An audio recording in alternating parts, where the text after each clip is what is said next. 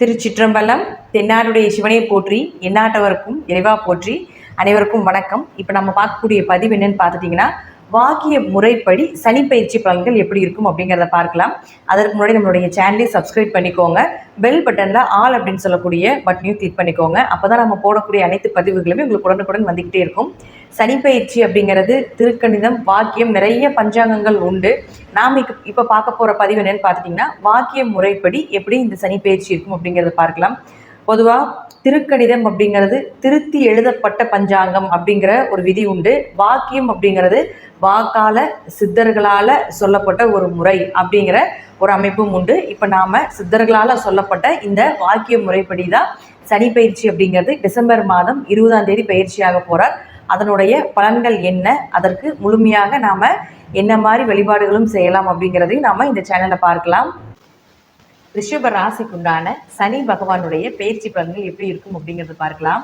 ரிஷப ராசியை பொறுத்த வரைக்கும் பார்த்துட்டீங்கன்னா, சனி பகவான் 10ஆம் வீட்டுக்கு வரப்போகிறார். உங்க ராசிக்கு 10ஆம் வீட்டில் சனி பகவான்.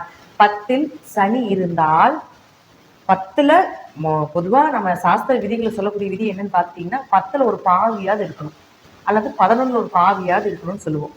அப்போ ரிஷபராசிக்கு பார்த்தீங்கன்னா 10ல் ஒரு பாவி, 11லும் ஒரு பாவி இருக்க போகிறார். அப்போ மிகப்பெரிய வளர்ச்சி. ஏன்னா 10னா தொழில், 11னா லாபம். அதாவது ராகு எதையுமே அதிகப்படுத்தி கொடுப்பார். ராகு பிரம்மாண்ட வளர்ச்சி கொடுக்கக்கூடிய ஒரு கிரகம். ஆசைகளை காட்டினாலும் சரி, என்ன விஷயங்களாக இருந்தாலும் சரி, அவர் கொடுக்க வேண்டிய விஷயத்த கொடுத்துட்டு போயிடுவார்.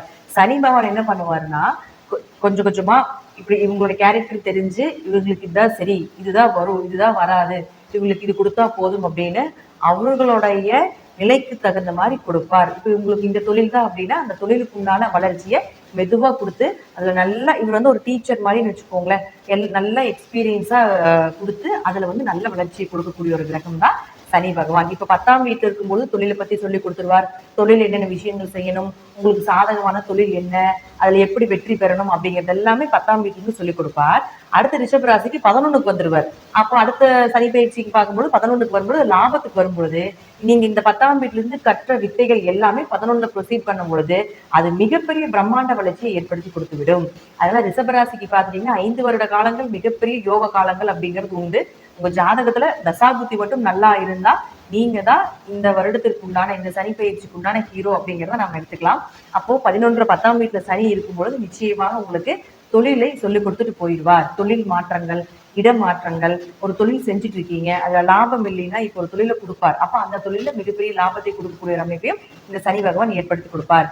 அப்போ உங்களுக்கு 10ல சனி இருக்கும்போது கண்டிப்பாக குடும்பத்துல ஏதாவது ஒரு கர்ம காரியங்கள் செய்ய வேண்டிய ஒரு சூழ்நிலைகள் கூட ஏற்படலாம். அதுல கொஞ்சம் கவனமாக இருந்து செயல்பட வேண்டும்.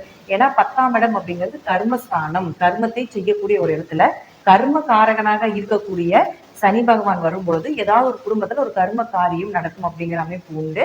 அதனால அதுலயும் கொஞ்சம் கவனமாக இருக்க வேண்டும். பொதுவா 10ல் சனி இருந்தால் பல தொழில் செய்து பெருகக்கூடிய ஒரு அமைப்பை நிச்சயமாக ஏற்படுத்தி கொடுப்பார். அடுத்து அவருடைய பார்வை அப்படின்னு பார்த்துட்டீங்கன்னா 12ஆம் வீட்டை பார்க்கும். அதுவும் பார்த்துட்டீங்கன்னா குரு அங்க இருக்கார்.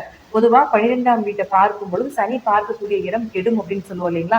அப்போ பயணங்கள்னால ஒரு தொல்லை, தொந்தரவு, பயணங்கள் சீக்கிரமா போக முடியாத ஒரு அமைப்பு, ஒரு இடத்துக்கு போகணும், அது விரைந்து போக முடியல, இம்போர்ட் எக்ஸ்போர்ட் பிசினஸ் பண்றதுல ஏதாவது தப்பு தவறுகள் இருந்தால் அது எல்லாமே நிச்சயமாக இந்த சனி பகவான் கண்டுபிடிச்சு நல்ல விஷயங்களாக ஏற்படுத்தி கொடுப்பார். அடுத்து தூக்கம் கொஞ்சம் கெடும். 12ஆம் இடம் அப்படிங்கிறது ஆழ்ந்த தூக்கம் அப்படின்னு நம்ம சொல்லுவோம்.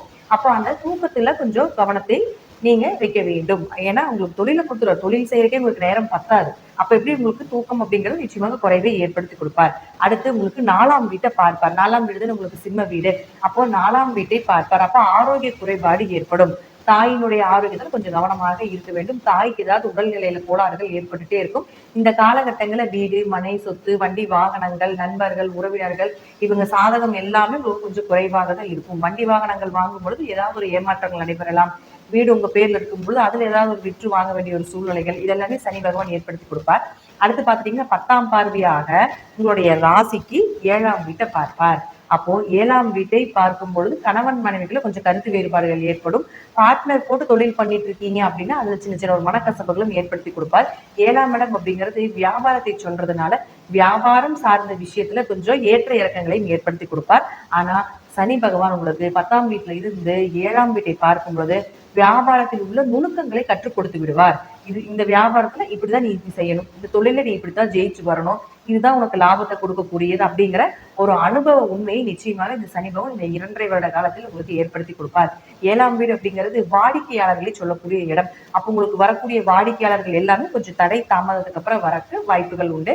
ஆனா அதற்கப்புறம் பாத்தீங்கன்னா நல்ல வாடிக்கையாளர் அப்படிங்கிறது ரெகுலர் பண்றதுக்கு உண்டான அமைப்பையும் இந்த சனி பகவான் ஏற்படுத்தி கொடுப்பார். பொதுவா ரிஷபராசியை பொறுத்த வரைக்கும் பாத்துட்டீங்கன்னா இந்த சனி பயிற்சி அப்படிங்கிறது தொழிலுக்கு முக்கியத்துவம் கொடுக்கக்கூடிய ஒரு சனி பயிற்சியாக இருக்கும். அடுத்து வரக்கூடிய 5 வருட காலங்களும் இந்த ரிஷபராசிக்கு மிகப்பெரிய யோகத்தை ஏற்படுத்தி கொடுப்பார்.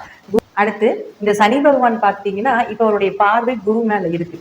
இந்த குரு பகவான் பாத்துட்டீங்கன்னா உங்களுக்கு ஏப்ரல் மாதத்துக்கு மேல 21ஆம் தேதிக்கு மேல உங்க ராசிக்கே வந்துருவார். அப்ப அவருடைய பார்வையினுடைய தாக்கம் குறையும். அப்ப குரு யார்? உங்களுக்கு லாபத்தை கொடுக்கக்கூடிய ஒரு கிரகம். அப்ப ஏப்ரல் மாசத்துக்கு மேல சனியினுடைய பார்வையிலிருந்து விலகும் பொழுது குரு பகவான் உங்களுக்கு லாபத்தை அள்ளி அள்ளி கொடுக்கக்கூடிய ஒரு காலகட்டங்களாக இருக்கும். பொதுவா பாத்துட்டீங்கன்னா இப்ப எல்லாமே ரிஷபராசிக்கு பணம் வர்ற மாதிரி இருக்கு, அது தடையாகும். கொடுக்கல் வாங்கல் கொஞ்சம் பிரச்சனைகள் இருக்கும். வியாபாரம் செய்தாலும் கூட உங்களுக்கு ஏதாவது ஒரு வழிவகையில தடை தாமதங்கள் கொடுத்துக்கிட்டே இருந்திருப்பார். ஆனா இப்போ இந்த சனியினுடைய பார்வை ஏப்ரல் மாசத்துக்கு மேல விளக்கும் பொழுது ரிஷபராசிக்கு அதீத லாபத்தை கொடுக்கக்கூடிய அமைப்பை நிச்சயமாக ஏற்படுத்தி கொடுப்பார். ரிஷபராசிக்கு 90% 100% இந்த சனி பயிற்சி உங்களுக்கு தொழிலையும் கொடுத்து நிறைய விஷயங்களை கற்றும் கொடுத்து லாபத்தையும் கொடுக்கக்கூடிய அமைப்பையும் நிச்சயமாக ஏற்படுத்தி கொடுப்பார். நன்றி. மீண்டும் ஒரு நல்ல பதிவில் சந்திக்கலாம். திருச்சிற்றம்பலம், தில்லையம்பலம், ஸ்ரீ நரசிம்மர் திருவடிகளே சரணம்.